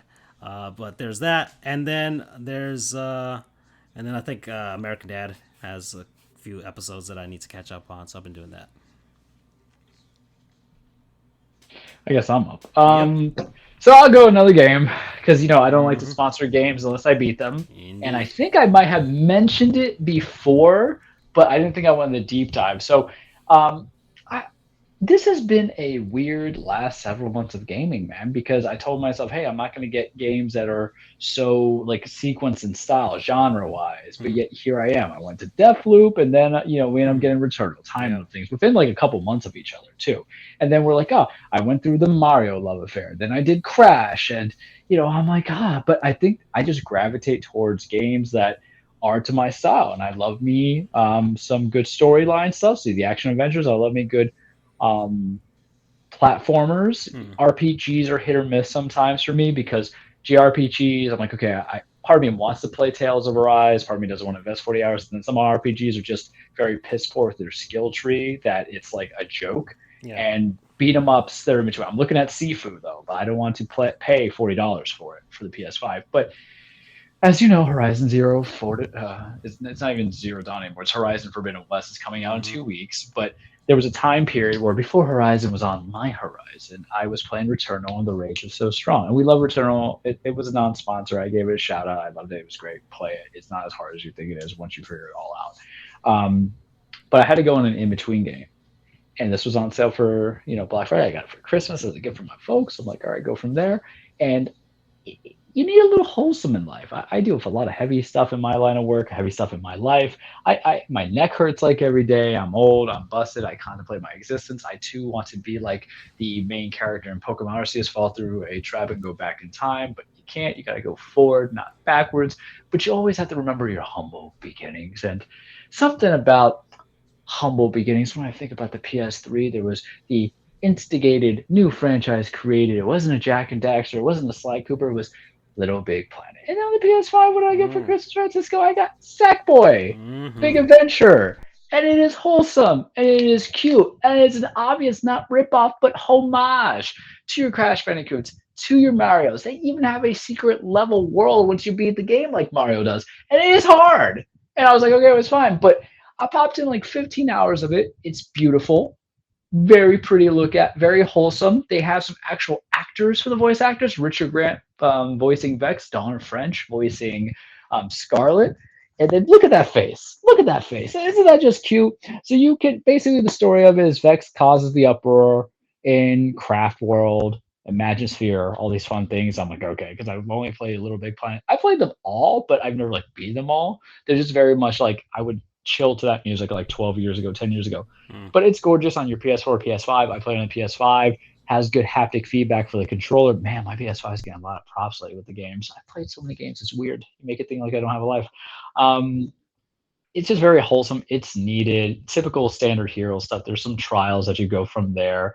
You do a little emotes, and what's great about it is you unlock a lot of costumes. So Sackboy doesn't literally have to look like a voodoo doll. Instead, what you have is attires. I was like a dragon for one of them. That was really cool. I had like an Elvis impersonation. The levels are kind of ingenious in time. Some a little aggravating. You don't really die a lot unless you miss certain things. But there's some levels that they do are just music based. So when I say music based, it's not that you have the soundtrack made by the composer. It's like, oh hey, Uptown Funk plays in the background, or Britney Spears' Toxic plays in the background. It was a great moment. I think they had a Earth, Wind, and Fire song as well. It was cool as hell because you're not expecting it, and you're like, oh, am I gonna get more of this stuff? Whatever they paid for their licensing for Sumo Sheffield, and it's Sony. Maybe they could be. I think they have Columbia Records, right? So yeah. Yeah, and you can play with your friends, multiplayer, random people. I did not engage in that because I think I would just lose my shit if I had to play with other people. Though, I had multiple controllers. Hey, come over, we'll play, go from there. Just a lot of fun, about 15 hours for me to kind of go from it. So it's definitely worth the time and the investment. And you feel good, you feel wholesome. You might be a sack boy, but at the end of it all, you'll remember that you are a sack man, and it's okay. Definitely recommend it. Whether you have it on PS4, PS5. I do want to see a sequel. You can get me on a platformer. You know this. Like, what did I do? I rebought all the Marios. Like, yeah, sure. Yeah, because that's an old time. What if Yoshi's Woolly World was a 3D platformer? Yeah, and I did pick up Yoshi as it is with Yoshi's Crafted Adventure. So that's actually what it feels more akin to, as opposed to being a 2D5. It's a full in 3D with the humbleness of it.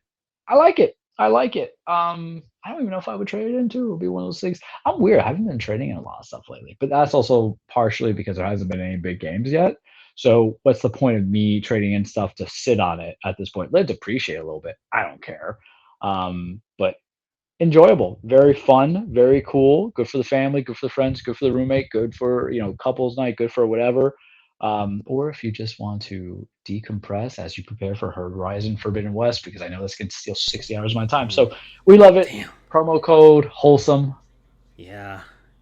All right. So, gosh, so this kind of is getting me into kind of like a gaming talking mood, but those Sony games that are being put on PC, my God.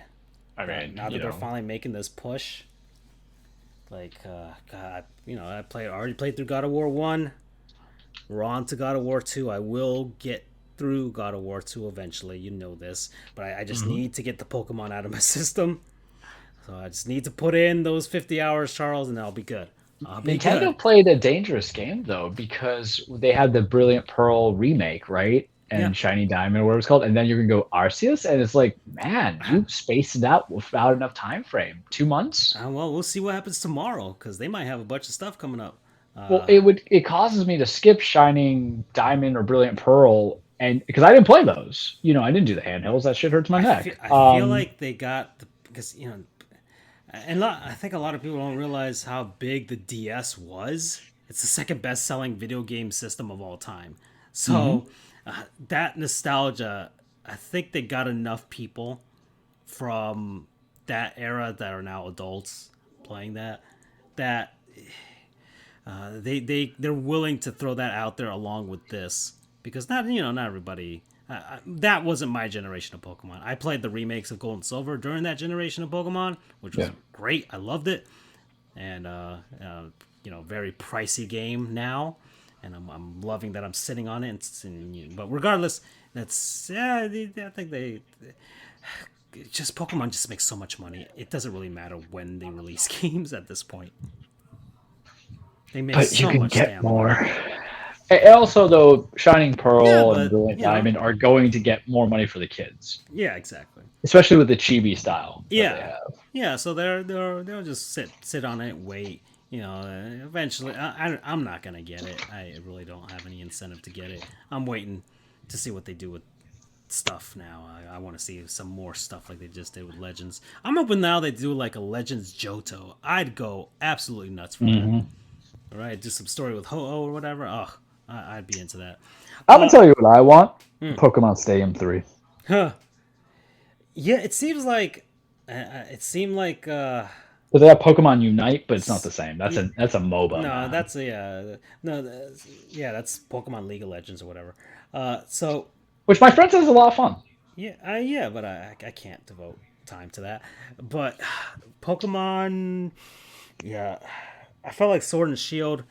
Did we even play Snap? Because that's the thing too. We're not even just talking about the re-releases. You had Snap in August, and you had Snap in August, and then you had Shining Pearl and Brilliant Diamond, or whatever to call it, and now Arceus. It's backlog, my but dude. That's a thing. But that's the thing, though. Like that's 3 different offsets in a span of 4 months, and it's like I want to play Snap because that's gonna be a perfect chill. That's literally the definitive, like, besides Diablo 3, and Dreams. That's the definitive show game, is it not? Yeah, it's a good one. I wanted Snap, but I just couldn't. I'm not paying $60 for it. That was one. I was hoping to get it later on.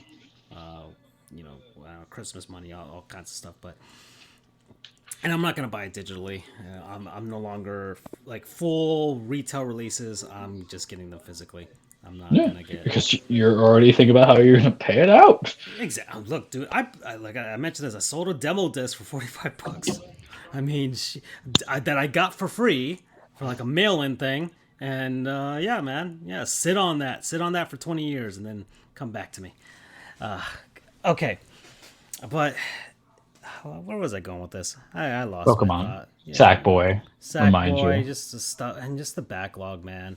And look, this is a gaming-centric episode. I think me and Charles have had this kind of bubbling up with the normal sports show. But we'll give them some pauses. MLB is still on strike. We'll talk about Trevor Bauer when there's actually stuff. Yeah, NBA, we love Jimmy Butler. The trades suck. Yeah, the Heat are being overlooked. The Heat are being overlooked as we NHL, whatever. NFL. Sacramento Kings are still awful.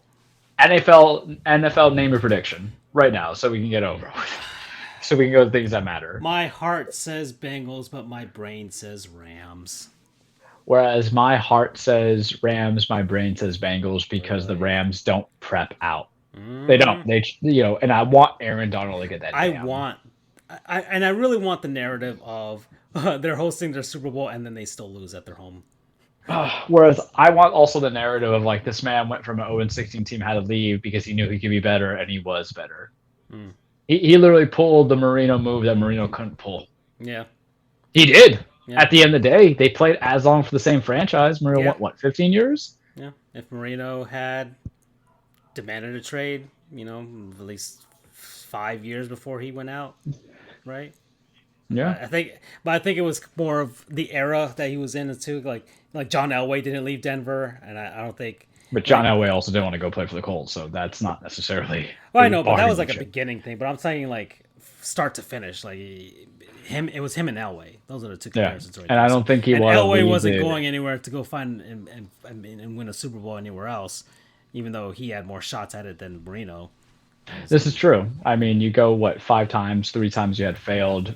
Elway is the ultimate payoff. So you want Stafford to be the new Elway. Well, would he even be? I'm trying to think of what quarterback literally had to leave their team to succeed and make it for the first one.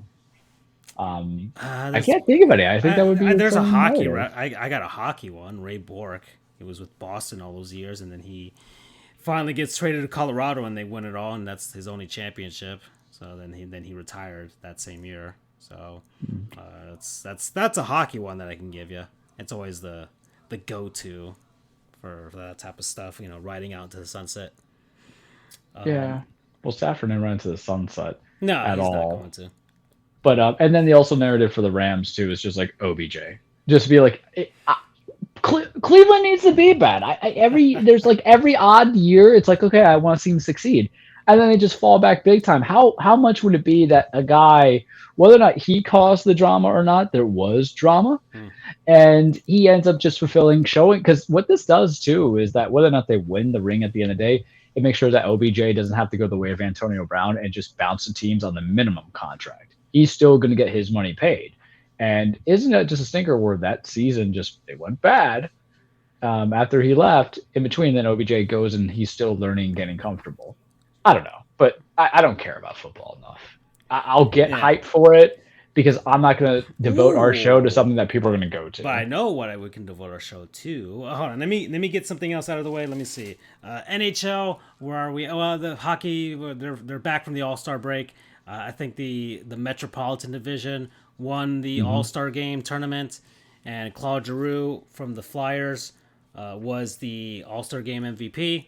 So there's that, and then I forgot who won each of the competitions, and then we had the Breakaway Challenge, which is basically like the dunk contest for the NHL, and the guy who should have won didn't. Zegras, I think I sent you the tweet of the guy who did a dodgeball tribute, and went in there wearing the uniform and was blindfolded and had dodgeballs being thrown at him by mascots, and he still made a goal, backhanded, one-handed. Like, it was amazing. It was fantastic. It was beautiful. But a lot of people were disappointed in Vegas's hosting of the All-Star Game. They thought it was going to be much more Vegas-y? Yeah, and people kind of they hated it. I think Machine Gun Kelly did the pregame song before the game started. Like, people hated that. But, there you go. That's what we're hyped about the Super Bowl for. We're hyped for basically, white Let's Go Brandon's being very uncomfortable watching the halftime show, just as they were uncomfortable for Lady Gaga. Oh, this year's the ultimate year for that, isn't it? Oh, yeah. Oh, my God. I forgot about that. All the seasoning on the chicken for this halftime. Turtlenecks and chains, baby. Stephen Ross is going to be rolling in his $1 million. Ooh, come with that heat. I'm not a Dolphins fan, so I don't care. I can throw that shade. Okay, let me just get. I don't think the Dolphins are racist. Out of all the things I criticize the Dolphins for, I don't think they're racist. But this is the fun narrative that I'm gonna run with. I think it's all the other 28. No, actually. All right, hold on, wait. Jerry Jones is getting Smith got out. hired by the Texans. Now, I'm putting on my tinfoil hat here. Do you believe that they hired him just so that they could squash Brian Flores' lawsuit? Nobody wanted to go coach for the Houston Texans that were first-time coaches. That's true. And then Lovey's just like, look, and look, man, I love Lovey. Sure. I love Lovey, okay? Yeah. Right? I mean, he just came out of nowhere in this hire. Terrible Bears team to the Super Bowl with Rex Grossman. Okay. And then had to endure Jay Cutler for a little bit. And overrated Brian Urlacher. Ooh, man, that's that Jason Thomas love coming in on you on that. Zach Thomas. Really? Yeah. Or Zach Thomas, sorry. But Taylor, man, you just I got them all fused into I'm saying, I've seen the numbers. I'm not. Are you saying that Urlacher was able to do what he do because people were as a guy who used to be a Dolphins fan, according to the lore of this show, that's the one thing I can get behind is that Zach Thomas is being snubbed repeatedly for the Hall of Fame. And Brian Urlacher was more overrated than anything else. I don't hate your take because that defense was stacked from ass to elbows. Mm-hmm. They had Tank Williams, Peanut Tillman, all these other guys to which allowed Urlacher to really do his stuff. Why did this man just absorb a child? Yeah. I'm not like the end boss of Bayonetta. So, anyways, Lovey, welcome back. Welcome back. Conspiracy tinfoil theory. Nobody wanted to work, and Lovey's like, sure, because he wasn't. It was not like he was never going to get a chance to get argument back. Is like, well, nobody wants to play coach for the Texans. Why is that little girl's head sticking out of this man's chest, Francisco? What am I playing? It's been. I played two. I never finished one. You never played. Oh, I never finished one. Oh, back in the day when we rented video games. Oh, okay. I got like a quarter of the way through. This is from being in the edition of the second one. When you got it for the Switch, you got 1 and 2 together. Yeah, I got both together, and I played through them sequentially. So, okay. All right. So now this man just has a child sticking out of his chest, and I'm like, I'm very uncomfortable right now. Yeah, love it. We'll see. Hopefully they haven't. Hopefully get through tomorrow. Yeah, exactly. We'll get like an actual day and like, hey, this is coming out. Here we go. All right. What was going on? So yeah, Lovey Smith. Okay, we talked about that. NFL. Okay, Super Bowl. Here we go. All right. So there was a question about what food? Because man, we're talking about food and video games. What That's food us. items need to be at the Super Bowl parties that people Oh are going to be coming man, back is this to? gonna be our equivalent of like you don't need what was the thing that the guy hated? My boy Oh, Matthew mac and Judon. cheese. Yeah, you don't need Mac. Oh, this is gonna be a continuous thing every time. Do it, Francisco. Okay, Slaughter him. so I was listening to the Hoffman and Crowder show, and they love talking about food on that show. Crowder's a vegan now, and they make fun of him What? on. Yes. He must be a health condition because that man. I don't know. He said that he was doing it with his wife. I'm not sure, but either way, he's full on. He's doing it. They talk about food often, right? Every guest that they have on, they'll get into a discussion about that. Now they're talking about Super Bowl parties because a lot of people are, especially this year, they're gonna get back to actually doing them. And I'm going back to West Palm Beach to go watch the Super Bowl this year. So that's another reason why I'm desperate to keep losing weight because, man, those trips back home. They get you. I'm Mom Parta looks at you. It's like Nino. I'm a freeloader through and through. I'll tell you that much.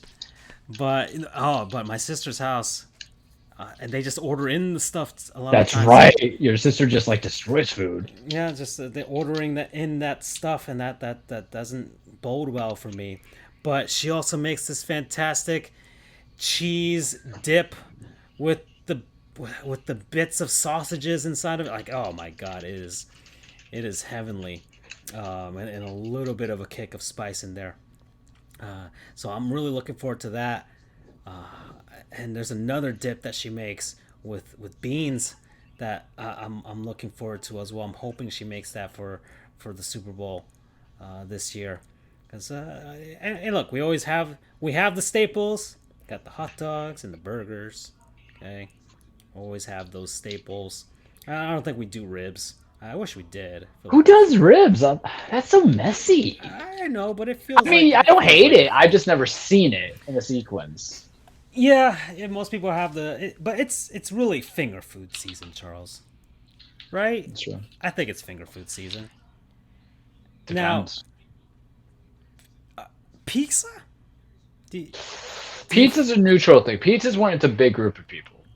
And because I remember when I had one coworker, her and her husband had all that stuff from back in the day. And damn it, I was talking, I got hit. And there would be this 10, 12 years ago where they would have you would gamble, obviously, because you'd be playing with the spread. And then you just order pizza for people that have more than 10, I feel. If it's under or over, a little bit under that, you don't go pizza. And if it's, more than that, pizza's more economical. Because it's a lot to cook for people, that many that are in the double digits, man. Yeah, and that's the thing that a lot of people, aside from barbecue, I don't know if anybody's actually really cooking out that much for and I'm talking about like having the tray with like the potato salad. Some people love their football, man. I live in a house where no one wants. Like, to I get it if your team is in the Super Bowl, especially that's a momentous occasion. You gotta go all out for sure. I just think of Ace Ventura, and they get the little football cookies. Yeah. I don't know why, yeah, but I need this to happen. Go to Publix right now. Go to Publix right now, and you'll see it right there, front and Laces center. were out. The laces were in. They got the chips. They got all the Tostitos. They got the salsas out there. Like that's all out there for sure. Somewhere there's somebody making a Cincinnati Bengals cookie. Yeah, the party platters. So and of course the cupcakes with the little rings for the kids that they Does anybody really buy those though? Oh, people buy those, man. Especially would you be inclined to? Well, especially with the kids. I eat them. I've eaten them every time I go to my sister's place and they have the Super Bowl cupcakes out there. I You're a freeloader, Francisco. Yeah, because it's the only time I'm gonna have cupcakes, Charles. It really is. Like I'm not lying. I really, but that's so. So you need your finger foods. You need your party platters. Pizza rolls. Tostino pizza rolls are on the table. Tostino's pizza. If you have kids there, you put it in the bake. I'm telling you.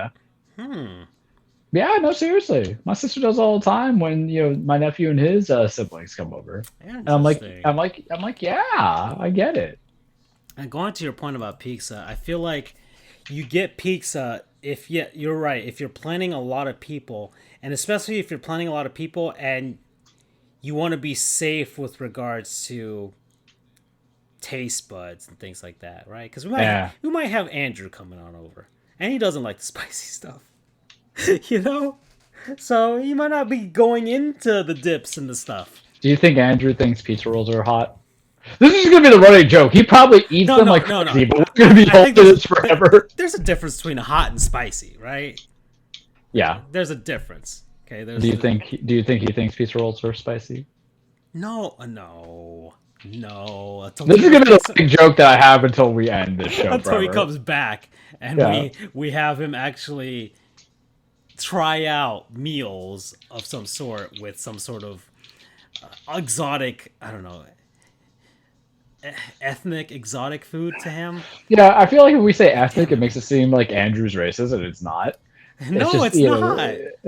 But it's just the man has been highly sheltered. Yeah, we're trying to broaden his horizons. And look, it's not like I haven't, been one, but I go out there, I try. Look, I've had a lot of Jewish foods because my mom worked for a Jewish family and would bring on. I've had latkes, I've had the matzahs and all that stuff. Like, so don't like I've given that culture a chance. It's time he reciprocate this time.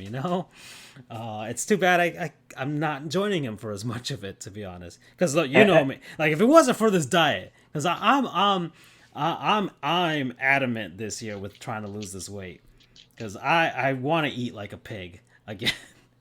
I want to eat like you, Charles. Now, I know I've been making you love me for quite long. You don't want to. I'm literally taking one for the team all the damn time, man. Oh man, but I want. I'm getting fast this week, by the way. I'm gonna get red velvet. Yes. And it's gonna come, and I'm just gonna put that ish on there. I have to try the red velvet, man. We know this. Oh my god, I can't. I don't have time to go to JoJo's tomorrow. I got to be in 2 counties for court hearings. I switched it up today. I had a smoothie. And Fritos. One bag of Fritos.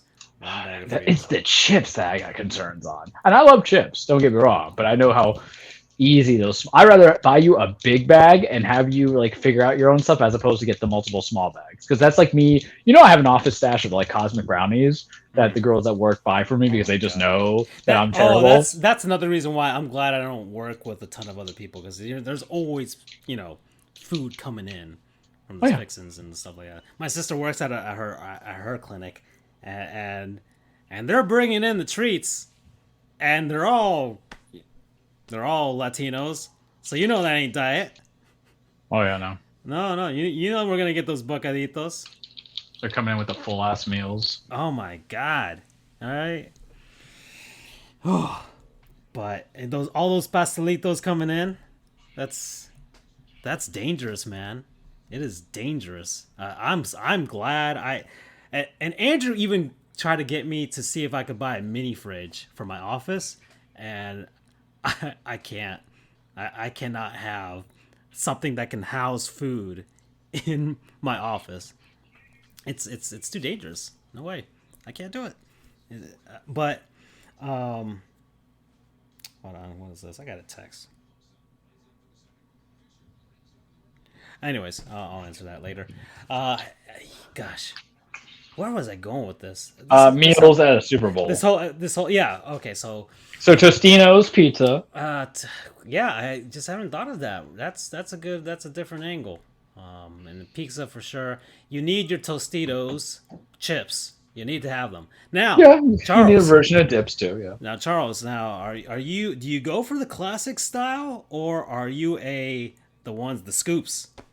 All right, human beings are fucking nasty. Excuse my French, but that would be the one time the curse big. You better give me the scoops because I've seen people with the scoops. less chance of fingers in the dip. It's the same reason why I couldn't go to like Golden Corral with the chocolate lava chocolate mountain, fountain, yeah. because I see some nasty ass kid Oh coughing, my getting their hand in god. there. You think those old men, they got stable hands? Them old ladies, you think they got the stable hands? I wouldn't even. Yeah, I don't let people like. I don't know how I was spoon fed as a baby if I didn't spit that back at my mother. That kind of thing. I'm like, I don't want that germs and stuff.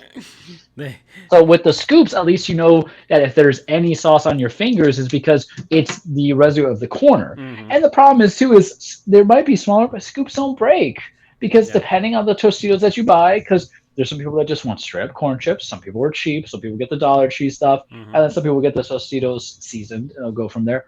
Or you be a super heathen like I am and get turn your head away and get the Doritos Cool Ranch and scoop that like a true heathen.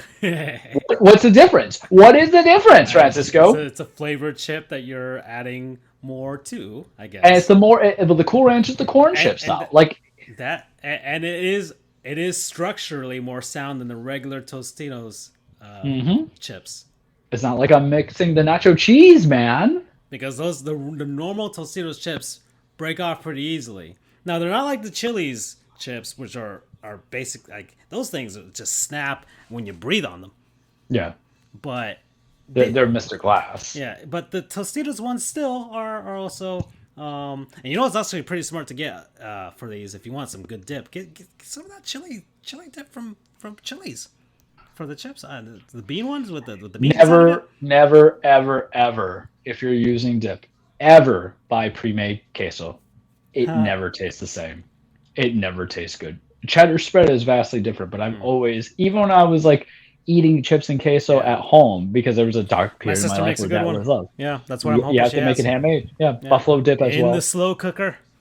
Get that. So you know what? I could say buffalo queso dip is kind of overrated because you can't really taste the chicken because the queso like cuts it up too much. It's the same way of how you get crab and queso that we talked about yesterday.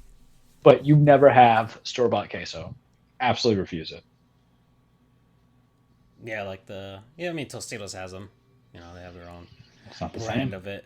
Yeah, but I'm saying store bought. I would get at least a restaurant from a restaurant or something. Just order that in. They made it that day. This is another thing. If it's a party of 4 or under, you can always just buy food, like order chicken wings or something from Brew's Room or JoJo Wings. The wing stop has been calling out to me, Charles. Like I can't. Never still have it.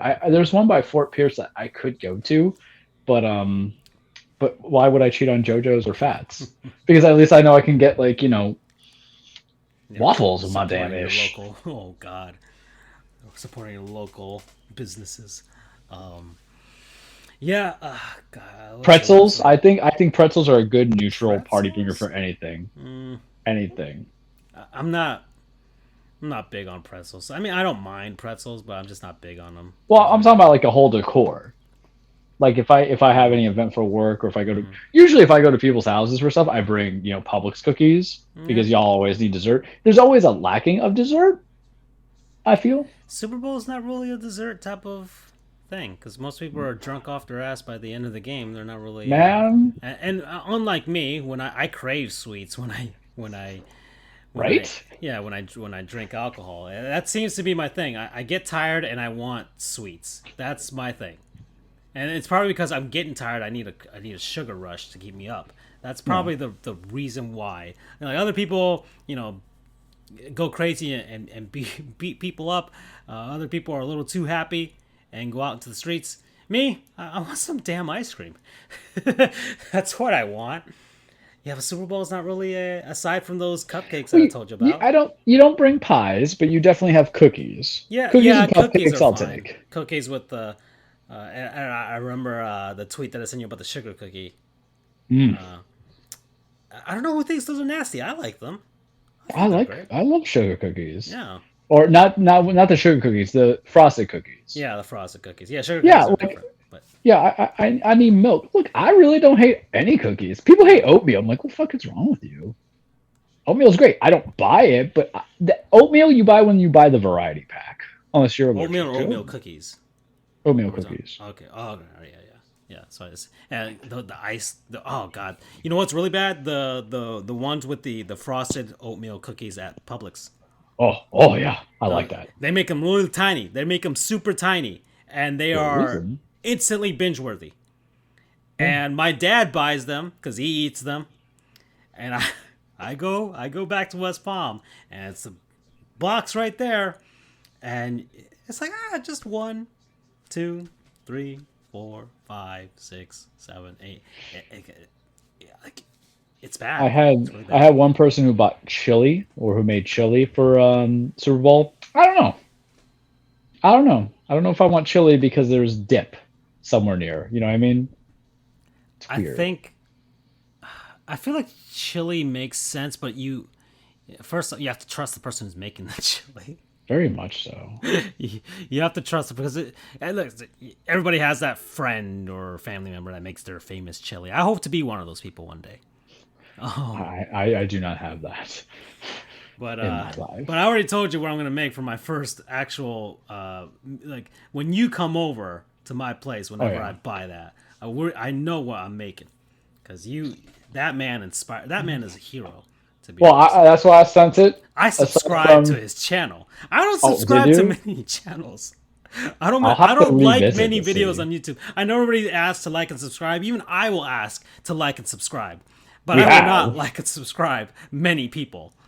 But I did this one because it was inspiring, Charles. That That's is that's doing it right. right, exactly. Okay, just that man was like it was poetry, The poetry. double cheese.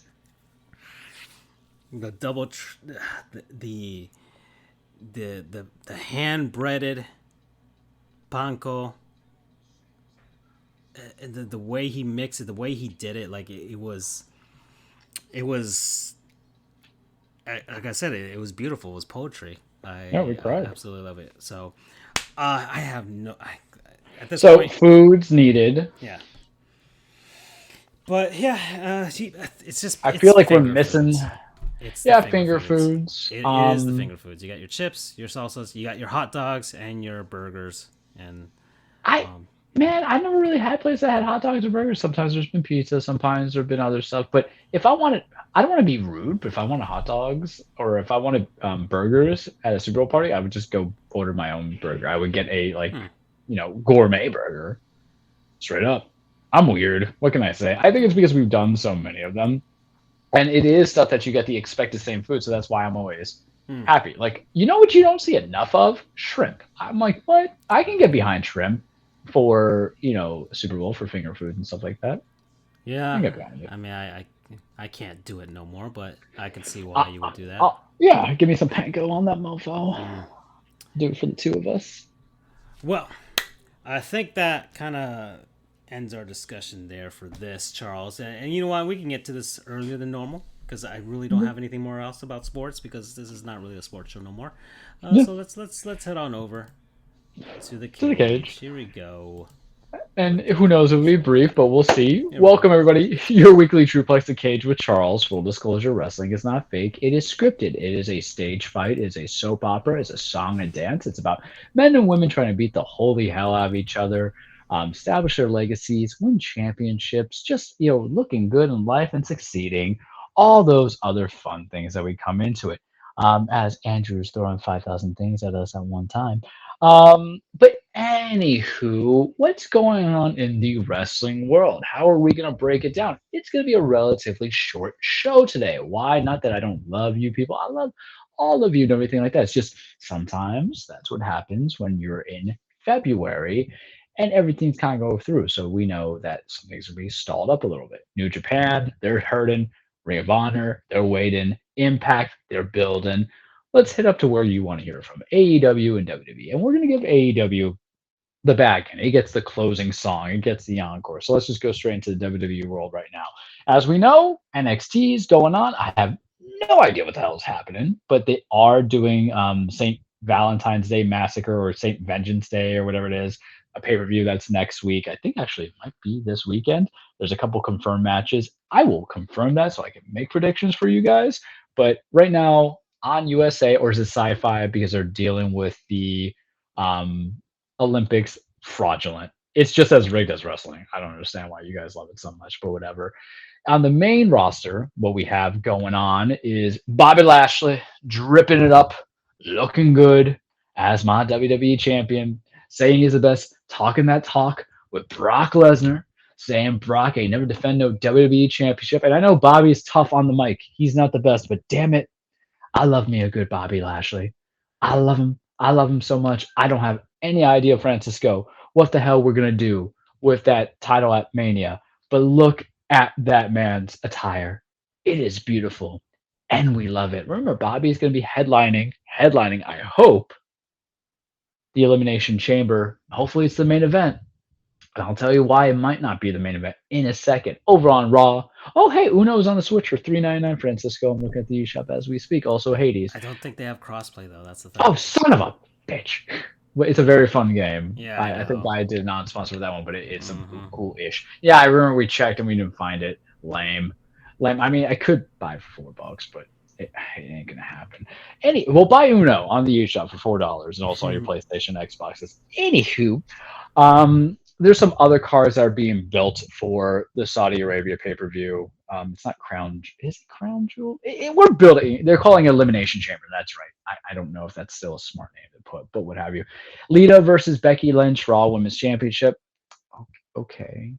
Right. Fine. I like Lita. I don't know what she has in the tank. I don't know if her style would mesh well with Becky, but it's good for them to kind of have more women wrestling over there. Because remember, the very restricting rules. I'm not trying to get political. I'm just keeping it real. Where there was concerns about even having women wrestling, and then they had Natalya and Lacey Evans being the first ones to wrestle over there, and then you had Becky and I don't know if it was Becky and Bianca, and I think Bayley was in it. No, Sasha Banks had a match. Bayley was over there with Naomi on a match. So there's progress, I guess, in the wrestling world. So that's better. They're also going to do a women's elimination chamber, but the title's not going to be defended. What's going to happen is going to be a spot to go and challenge the Raw Women's Champion there. I'm presuming we're going to get RK Bro versus Alpha Academy for the Raw tag titles. The card could be interesting. The card could be trash. Actually, Francisco, is Elimination Chamber this weekend? This is what happens when I still had fatigue from WWE Elimination Chamber. Let's look Sorry, it up on Twitter. Right, cool. Whew. It's all right. It's all right. I got scared because I was like, oh no. I was really like, oh no. What I have been liking is Everything Saturday. However, we are getting Vengeance Day, I think, next week on USA. So it's not going to be a full-out pay-per-view like they did a year ago, which is kind of a bummer because if you want me to give NXT 2.0 a real chance, I want to see how it functions without commercials in there because it ruins the flow unless you have like the main event match being picture in picture. But anyway, we're building up to Elimination Chamber. I'm hoping Bobby gets a good chance. I like who's in the Elimination Chamber. We won't go into predictions because that'll be for next week. But my concern is the WWE Championship might also be a second off because guess who's back? Back again. And this man's usually the death blow for any reigning champion when they have to challenge this man for a title. And it's Goldberg.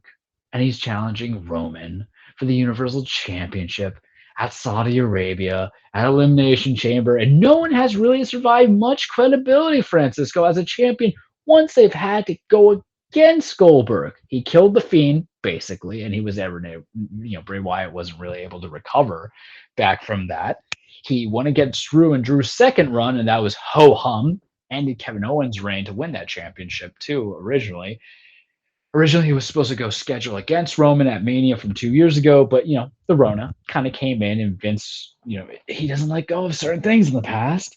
Goldberg went against Bobby Lashley at SummerSlam, and wasn't really a good match. The guy's just a buzzkill. I like him when he's in stuff that's not for titles. I thoroughly enjoyed his Crown Jewel match against Bobby Lashley. And now he goes against Roman. And what doesn't also make sense, Francisco, is the difference between Brock and Goldberg. Because Brock just goes and says, I want a title shot. You get a title shot. You're Brock Lesnar, right? You're a part-timer, but you're an active part-timer. Goldberg's a special attraction. And he just going against Roman and says, you're next. I'm like, oh no. Because that match is not going to be good. Not going to be good at all. It's just going to be what they dub as the master of spears going against each other. Goldberg's finishing move isn't even the spear, kids. It's the jackhammer. I don't understand that. And I don't know how many. It's really hot in Saudi Arabia too. So remember, last time Goldberg was in Saudi, aside from beating the Fiend, he almost killed Taker in their other match. I'm so the Elimination Chamber takes place on a Saturday at like 12 p.m. I just might do what I did with Survivor Series and just skip it, or I might just watch like the championship match itself, the Elimination Chamber one, where Bobby's defending top, because I am not invested in that at all. And listen, Goldberg's 55 and he's in fantastic shape. I just Roman style wrestling is already kind of its own hybrid, but I don't know if you can get a 3-star match out of this with it being a regular match. If you go no DQ, yeah, fine. You might have fun with it. Him and Bobby had a good match, no DQ. Ah, just looking at, and I liked Goldberg when he was starting out in WCW, when he was undefeated with the streak, because it was something compelled by. But everything after that, bleh, bleh. NXT Vengeance Day is going to be next week. It's going to be on during the show, so I won't give predictions because I figure what we can do is when we start the show next week, we'll start with the reaction. cage. Well, that or the cage starts first. But I think live reaction should now that you mentioned, it'd probably be the best thing to go, and you guys will just be hearing me like scream some stuff. But you have Braun Breaker versus Santos Escobar for the NXT Championship. I'm looking forward to that. I love me the Spanish strip that is Santos Escobar, and I like Braun Breaker. He's grown on me. Carmelo Hayes versus Cameron Grimes for the North American Championship. Tag team titles online for Toxic Attraction versus Indy Hartwell Persia Perota. The Dusty Cup Challenge finals going on with whoever's going against each other. They haven't confirmed, but I'm sure that's going on right now. Pete Dunne versus Tony D'Angelo steel cage match. That one's a head scratcher. I know that's Dunne's last match before he presumably gets called up or released. Vince, he likes to fire people.